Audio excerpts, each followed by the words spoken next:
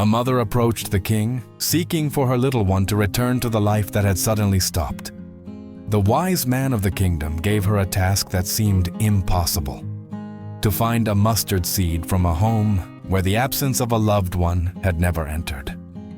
In her search, she discovered something greater than a miracle: that pain is something we all share, and that even in the darkest moments, we never walk alone. This is the story that will show you how a wound can become strength and how tears can be transformed into compassion.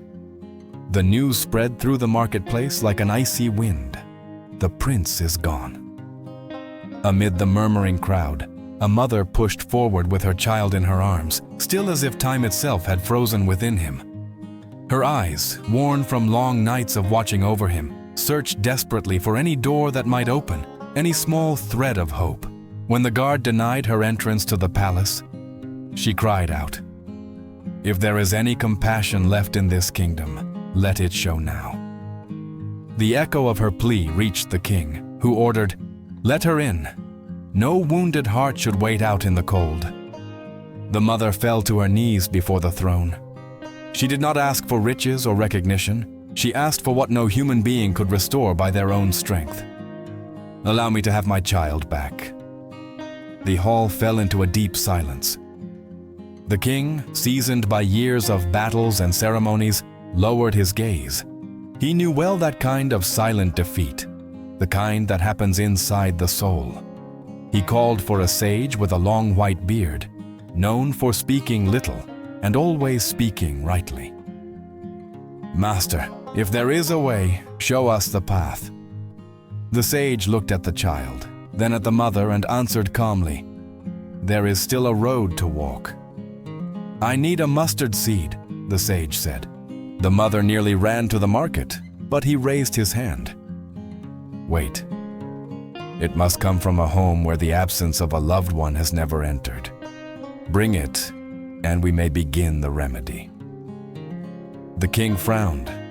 The ministers exchanged silent glances. The mother, holding tightly to a small spark of hope, declared, "I will search house by house." The sage nodded with serenity.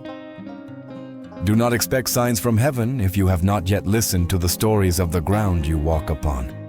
The first door was decorated with garlands for the recent arrival of a baby. "Has a farewell ever been lived here?"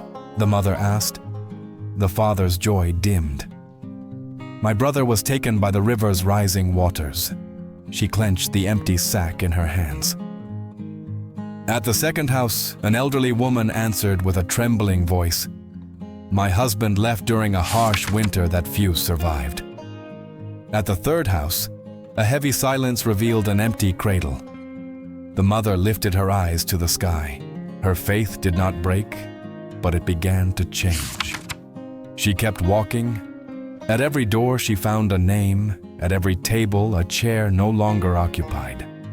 A little boy spoke of a grandfather who taught him to whistle, and who now answered only through echoes. A merchant remembered his traveling companion, lost in a storm at sea. A soldier mentioned a close friend who carried letters over his heart to find courage. The mother returned at sunset with empty hands, but a heart filled with stories. She realized that the entire kingdom had long been carrying its own absences. The echo of those homes marked by loss continued to follow her steps. "There is no home without a farewell," she thought, though she still refused to give up.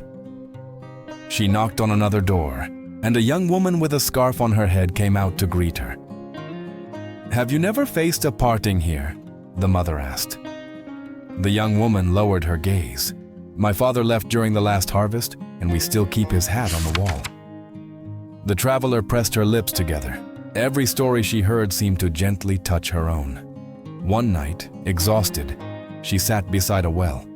She stared into the dark water, hoping to find some sign, but saw only the reflection of her own weariness. She remembered the sage's words, "Search, and you will understand." She lifted her eyes to the star-filled sky. Could it be that all of us carry a mark of absence? She wondered. She stood again with renewed strength.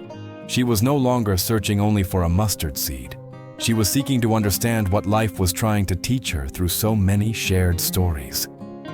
She reached a neighboring village. There, a woman with a face lined by the years welcomed her with freshly baked bread. "And in your home?" the mother asked. The elderly woman sighed. "My 3 children departed before their time, but faith is what sustains me." She offered her a piece of bread, and the mother took it. She ate in silence, as though each crumb carried the weight of empathy. That simple meal felt like a living lesson. Shared grief can nourish the soul more deeply than any feast. Rumors of her search began to spread. Villagers started inviting her inside. Some showed her portraits worn by time. Others revealed small corners of their patios where they kept memories of those who were no longer there. The mother listened in silence, with deep respect. She discovered that every home carried its own scars, and that those marks united people more than they separated them. It was no longer only her heart that ached. It was everyone's, woven together into an invisible net that held her up with each step she took. One afternoon, she arrived at a house painted in bright colors. For a moment, she believed she might finally find joy untouched by loss. A little boy ran out and wrapped himself around her skirt, laughing with innocence. The mother smiled softly until she heard the woman of the house say, "He still doesn't understand that his older brother has been gone for a year." Once again, absence made its weight known. The mother gently stroked the child's hair, understanding that innocence changes with time, but love remains. The mother returned to the sage without the seed she had been asked to find. Her hands trembled, empty, yet her eyes carried a new glow. "Master, I knocked on every door, and in each one I found stories of farewells. There is no home without difficult moments."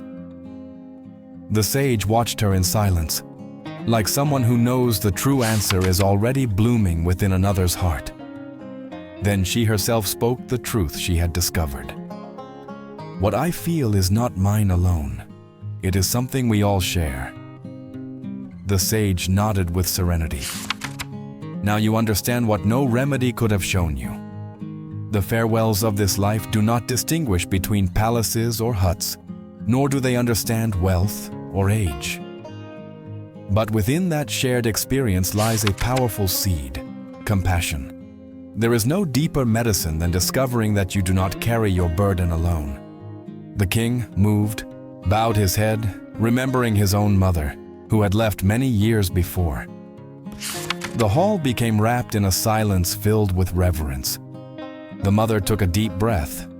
For the first time since that difficult day, her tears no longer fell with the force of an inner fire, but like a gentle rain. She understood that returning with empty hands was not a failure. The absence of the mustard seed was, in truth, the harvest of a new understanding. Her arms still held the memory of the little one who no longer walked this world. But her spirit began to feel relief. It wasn't the return to life she had asked for, but it was a deep rebirth within her own heart. When the villagers learned of her search, they came close to accompany her. An elderly woman took her hand and said, "Now you understand what everyone here understands. No one walks this path of hardships alone." Another added, "When we remember those who are no longer here, their presence remains within our memory." As the mother listened, she discovered that what she carried in her soul was becoming a bridge. What had once been a wound closed in on itself was now opening like a door into the empathy of many. The sage called her once more. "Woman, the teaching is clear. What life takes away, the community helps carry. Your son will not return to this world as before, but his essence will bloom within you and in every word you speak with compassion. That is the true miracle, turning what hurts into a bridge of unity." The mother bowed her head in acceptance. The king rose from his throne and, with emotion in his voice, declared, "Today, the entire kingdom has received a great lesson." As the days passed, The mother no longer went from house to house in search of impossible seeds. Now, she walked simply to listen. Her presence became a comfort. Where she once asked for help, she now offered a shoulder to lean on. Children followed her. Elderly women entrusted her with memories, and in every story she found a reflection of her own.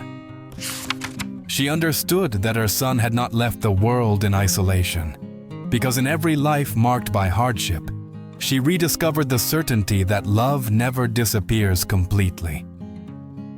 One morning, she returned to the palace. The king asked, "Have you brought the seed?"